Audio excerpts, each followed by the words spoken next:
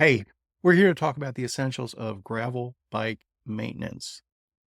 Your gravel bike takes you on thrilling adventures, but it needs care and love to stay adventure ready. And that's why gravel bike maintenance matters. Ignoring the maintenance leads to expensive repairs and even possibly some safety hazards or just bad luck.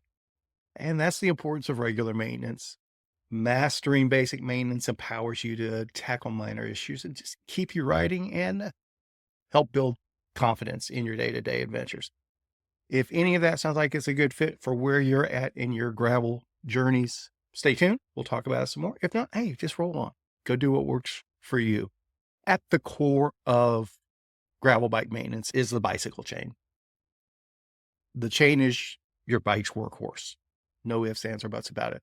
And cleaning your chain properly leads to peak performance and longevity of that chain. This isn't the right platform to tell you what the best way to clean your chain is. It's going to vary by bike. It's going to vary by chain. It's going to vary by your riding conditions. Suffice it to say, a clean chain is a happy chain, and a happy chain ultimately is a happy bike, and a happy bike's a happy bike rider. That's what we're shooting for here. It's important to keep that chain clean. A byproduct of keeping the chain clean is that's what sets it up to be properly lubed. And chain lube itself is critically important. It could possibly be one of the most neglected aspects of people's drivetrain. Everybody wants to go a little too long, generally speaking, before lubing the chain, but the opposite can be an issue as well.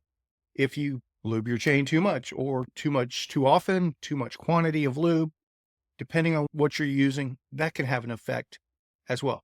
This also isn't the platform to tell you what the best lubricant is in your situation. That is definitely going to vary by riding conditions and the way you ride your bike itself, and other factors come into play as well. There's no doubt that right now, all of the cool kids are very hyper focused on the hot wax chains. And I'm not here to disagree with that by any stretch of the imagination or any chain stretch of the imagination. The reality is, though, it probably is the most effective chain lube. Generally speaking, there's always going to be nuances, but it does come at a fairly considerable time investment or some expense, actual cash investment as well. Whether it's either of those is worth it to you or not, that's not for me to say. Probably realistically, if you're a super high-end racer where every 2 watts matters, it's probably worth the expense one way or the other. If you're an old fat guy like me, chugging along at 12 miles an hour, 14 on a good day with a tailwind, that's for you to determine for yourself.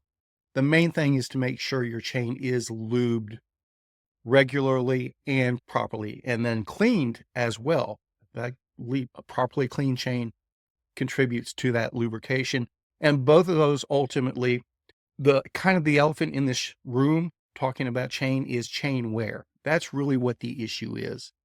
When you wear out your chain, you start wearing out your bike. It chews up cassettes, it chews up chain rings, doesn't do the jockey wheels any good, things like that. And it can start turning into mystery issues or frustrations with the bike, frustrations with your adventure, frustrations with the ride. The bike's not shifting right. It's noisy. You fix this, you fix that. A lot of times it's just the chain is worn too much. And if you let it go too long without replacing the chain, then it starts wearing out other things. And that can get really expensive. Maintain the chain, keep it clean, keep it lubed, and check on chain stretch, chain wear. Yes, it is a real thing. Again, this isn't the platform to go into the specifics on how to address that. Search in YouTube for it, or hey, go visit your bike shop. There are a plethora of information. Now, next after the chain, probably the next most critical piece is tires and tubes, tires and tubeless, the grip and the go of the bike itself. The most critical aspect of tires is realistically tire pressure.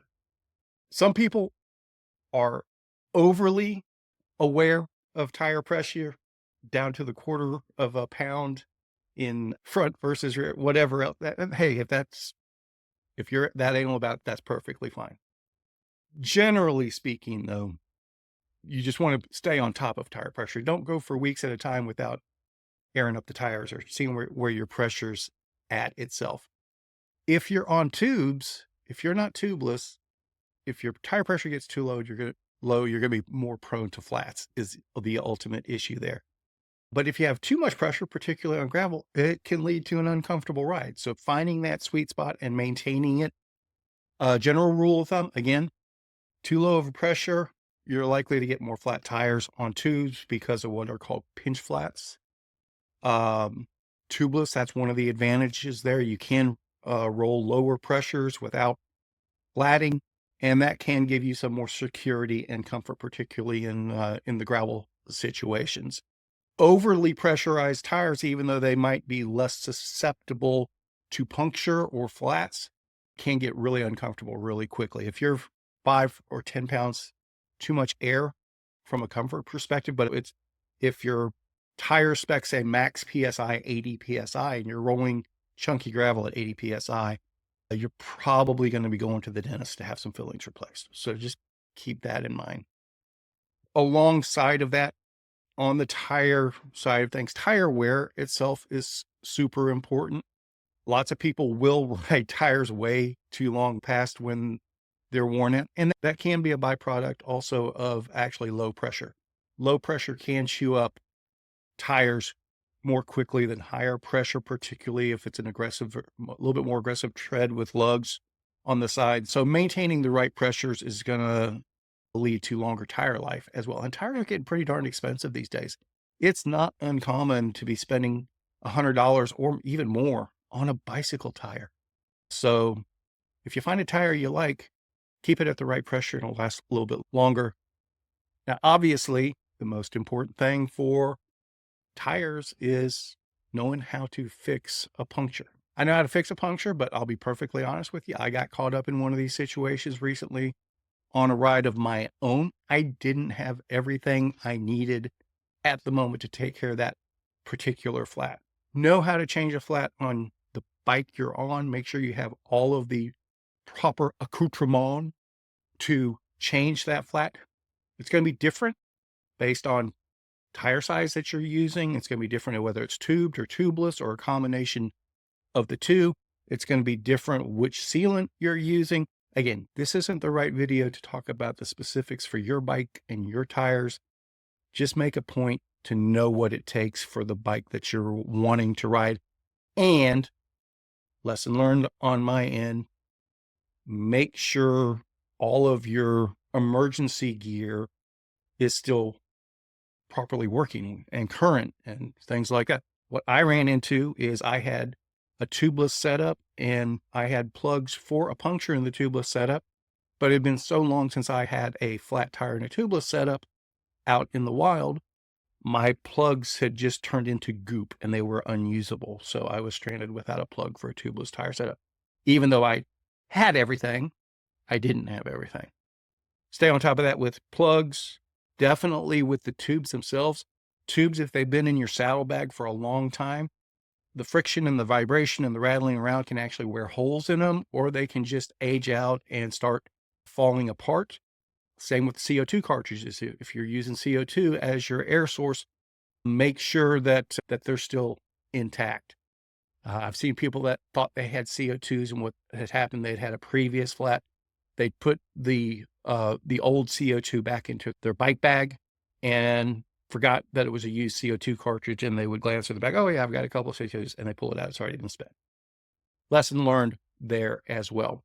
Probably the people who are focused on going fast on the bicycles a lot of the times, the real thing that's probably the most important is proper stopping ability, stopping power. Brakes are pretty important. So recognize when your brake pads need to be replaced. Make sure, get to know when they're showing signs of wear or if they just need adjustment. Sometimes you can think your pads are worn out and it just needs a little bit of adjustment there. That can be cable related, or it can, if with hydraulic brakes, there can be, maybe they need to be bled or something like that. Again, the best source for this information for your particular bike is usually your local bike shop. They're going to know the ins and outs of your particular setup. And something that often gets ignored these days, particularly on the gravel bikes, the adventure bikes, most of us are on disc brakes these days. And people forget about the rotors. It's a solid piece of metal. It should be good to go. They do wear out. They do get bent. They do get dirty, and that needs to be addressed sometimes. So don't forget about those rotors. Generally speaking, ongoing maintenance is the key. Keep the bike happy. Do regular inspections. Look everything over. Make sure all of the bolts are properly tightened and not coming loose. That way you can identify potential problems before they go to that next level. And when you're riding, particularly a lot of gravel, a lot of vibration, things do start shaking loose. But on top of that, you want to make sure everything's properly lubricated as well. Okay. Making sure there's a little bit of grease here, chain lube there. That goes a long way to keeping the bike happy. That goes a long way to keeping the squeaks away. And that goes a long way to having a much more enjoyable ride yourself. And don't be afraid to take it to a professional service, knowing when to seek that professional help for some of the more complex maintenance tasks. Or don't be afraid to admit that maybe you're not up to speed on something. You know what? Bring a pack of donuts, bring a 6-pack of beer, whatever, visit your bike shop, talk to the wrench there. 9 times out of 10, the mechanics at your local bike shop will be happy to walk you through anything. And if it's something that you can do easily yourself next time, they're happy to encourage that, knowing that you'll bring it their way when it's super important.